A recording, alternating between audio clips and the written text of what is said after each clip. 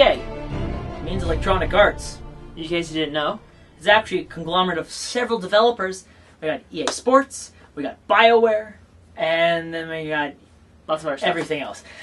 So they had a conference. They focused specifically on about 10 or so games and some sort of new announcements here. And they really won. Social was another big thing they pushed. Yeah, and the conference, having watched it, was it was standard. They came out, they announced games, discussed games. They just spent a lot of time on things that I wouldn't be so fine about. They were long-winded at the second half. They were just long. They were long, and I think it kind of got boring because the games were like, okay, yeah, just keep going. Yeah, it's all right. First, Dead Space 3. Dead Space 3 was, as we had predicted, a big push for the company.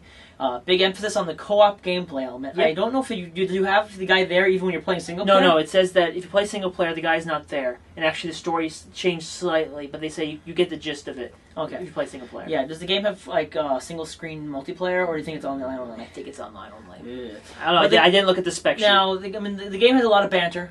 Yep, a lot of banter. A lot of cursing. A lot of swearing. I think it's like Bulletstorm or something. Yeah, I don't know what the point F this! F this planet. Again, I didn't actually play the second one. Yeah, there's also a lot of... I missed when he was silent.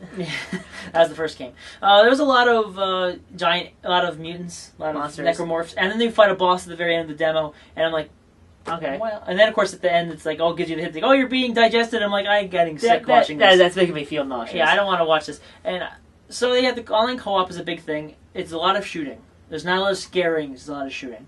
I actually heard from some people that it's like, yeah, it's really just a co-op shooter at this point. They kind of took it away from the horror element and made it Resident Evil 5.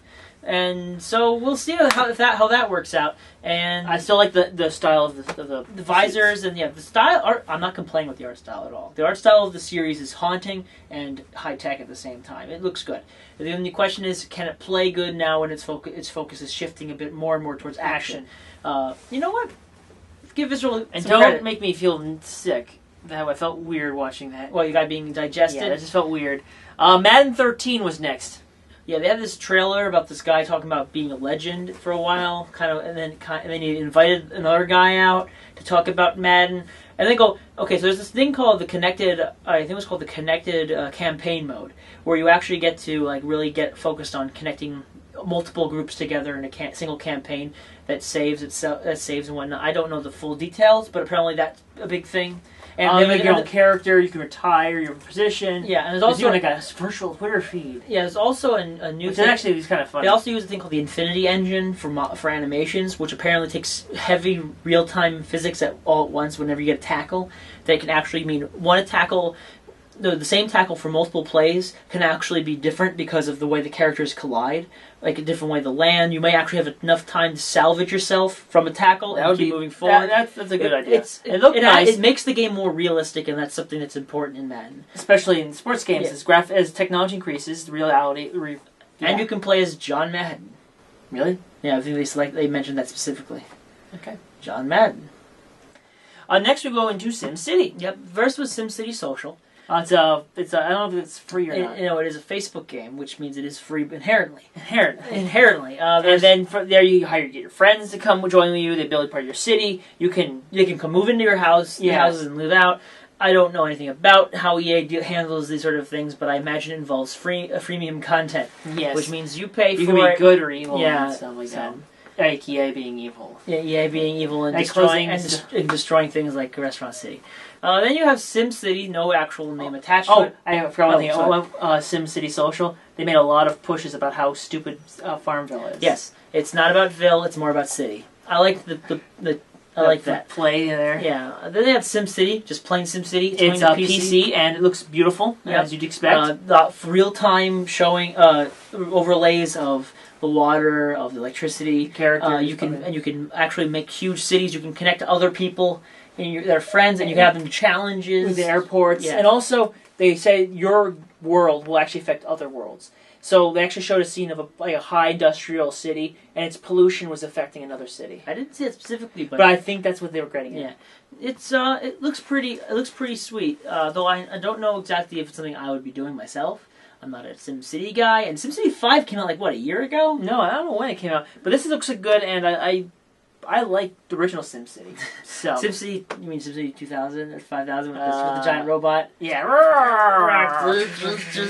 Okay, we're getting stupid here. Battlefield 3 Premium. When I saw Battlefield 3 pop up on the screen, like, okay, they're going to announce maybe Battlefield 4 or something. No, and then they saw Battlefield 3 Premium. And I'm like, yeah, I had heard this rumor a while back. In fact, I think it leaked out a few times. Battle 3 Premium is, before I get to what that is, in the next year or so, they're going to release 5 special packs. I don't know if there's full single player, but there's multiplayer maps in them as well. And those 5 map packs combined is more than $75 worth of content that you have to pay for to add each additional pack. But they're starting this new thing called Battlefield 3 Premium, which provides you a pass to get all of that for $50 plus 2 weeks earlier. Plus some of them 2 weeks early. You also get like weapons that are exclusive and decals that are exclusive, and I think even modes that are exclusive. Some weapons. And I said weapons and vehicles that are exclusive. All of this for $50. So if you're willing to give $50 for all the content straight up, or you're willing to buy packs and pieces and end up having to spend even more money, in the end, this is essentially a Battlefield 3 expansion pack. It's an expansion pack. A full retail. Like, the original game was $60, right? The full game was $60. So now an extra $50. So now it seems like it just should be. They've just made a Battlefield 4. Well, they could have, but this is not a full. They don't expand the single player that much. Like I said, it's mostly the multiplayer they're adding. So at this point, it's truly an expansion pack to the game, and the pricing kind of reflects that. I mean, you can either pick and choose and have to pay more, but in reality, it comes down to what you want. Do you want to buy it all at once, or do you want to buy in chunks? I think it's kind of nickel and diming. It's real to the extreme, really. It is. Yeah, and so if you're a Battlefield 3 player, you'll enjoy it. So that's if you really want to put that much money out. Thankfully, it's not like say Call of Duty Elite where you have to pay a monthly fee. Yeah. So that's something you can take to the bank. Star Wars: The Old Republic update. Yeah, they're adding a whole bunch of new things. They're new world to explore. New world, new missions, new characters, new assistants, new weapons. Yeah, and the big announcement they had right when they did before they did the trailer was that you can now play the game free until you hit level 15, which is something we anticipated. We thought it was going to happen. There was rumors that maybe not rumors, but rather discussions that this game needs to have a free-to-play option because everybody else does, and lo and behold. So we'll see how that turns out. They've been having issues keeping retaining of people, but I think now going to free to play, it'll be more capable of keeping people in. Well, it's getting people to play it. Yeah, and they said they have a lot of people involved. They said they're always above expectations, but you never know exactly what their expectations were. Then now we got another war game. Because this is new. Medal of Honor Warfighter. After watching Call of Duty Black Ops 2, and then seeing a few other war games in my time, and then seeing this, it becomes hard to even distinguish what's actually unique about them. In this game, specifically, there was this multiplayer mode which has multiple factions, depending on these Tier 1 groups of people that are fighting each other. Etc. I don't see... When I saw the demo for the first player, I got really bored. I was like, what am I seeing here? What am I doing? Okay, got it. Looks real. Yeah, it looks really good, but at the same time, I've seen this scenario way too often. And so it kind of became white noise to me. So I can't even really talk much about the game itself because, from my perspective, it looked just like any other. I'm sorry if you're a war shooter fan, but we just went overhead. Yeah. Then came EA Sports Connections. What happened is that sports. Yeah, more sports stuff. Now this essentially allows more connections between the actual sports and you.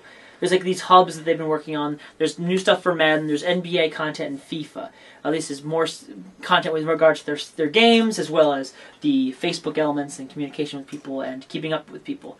In fact, I think there was FIFA 13. Yeah, they announced that. And they had the thing called the EA Sports Football Club, which essentially is a club of people communicating over FIFA content and soccer elements, and essentially keeping communications as well as working with FIFA games and the like. And they're saying that it's essentially, I think it's a paid subscription to be in the football club that's going on to a second year, and they emphasize that it's still growing and it's still getting more content and all that fun stuff. And then they had a big announcement which hurt THQ. Yeah.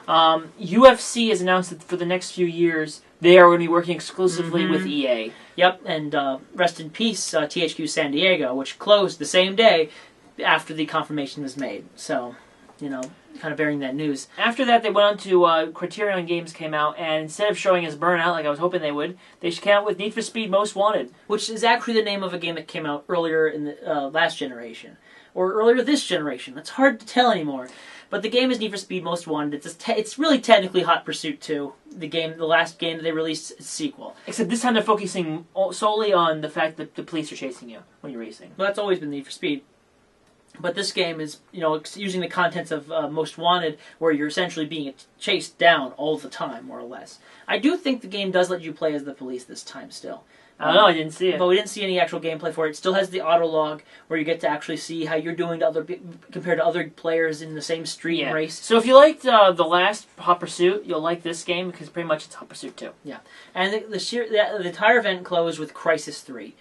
The show essentially is you're in a closed off, cordoned off area. It's essentially a city. It's dilapidated. It's got vines and everything growing in it. And the aliens are trying to terraform it. So you have to try and stop that. And you have a bow and arrow. I've heard rumors or mummers of, I don't know if it's true or not, about that you have to buy a pre-order pack to get or special edition pack to get the bow and arrow, but if it is, that's stupid. But the arrow seems like a very specific thing, because you shoot at things and you use it as a zip line, so I doubt it. So maybe that's not true. By the way, lots of bow and arrow games. And this is actually one of the more unique first-person shooters I saw, because it didn't revolve around the same grittiness that I had seen before. It still has all the stuff of Crysis 1 and 2, but now it appears to be a lot more, more floral, I guess you could say. Yeah, because actually it has plants. They didn't focus too much on the demo, because the demo was over after the water crash. And I'll tell you right now, the Cry engine does demonstrate water flowing pretty darn well. And that ended the conference. There's a lot. I mentioned social before they ended. Take your Facebook and stuff. They did the same thing in Konami's, but too late for that. But in EA's conference, I would say it was actually full of a lot of services. A lot of we have for example, the EA Sports Football Club, the fact that you have free to play content, the social, SimCity Social, the premium elements of Battlefield 3, and that seems to be the thing that EA is going for, is seeing in the system, is that it's not just about selling you the game; it's about selling you a service along with the game. Yeah, because the service ends after about 2 years when they close the servers. Which is a problem for most people. So what was your favorite game they showed here? Well, Crysis 3 looked nice, but I have to say, but Dead Space 3 also looked nice, except for I did like Need for Speed Most Wanted's pace. It reminded me a lot of Burnout, which made me feel all tingly inside. But unfortunately, I will say the one thing probably something my doctor needs to check out. The one thing that just brought my nostalgia happily was seeing SimCity again. All right, so we have SimCity and Need for Speed Most Wanted. That's us, and that's EA. Hey.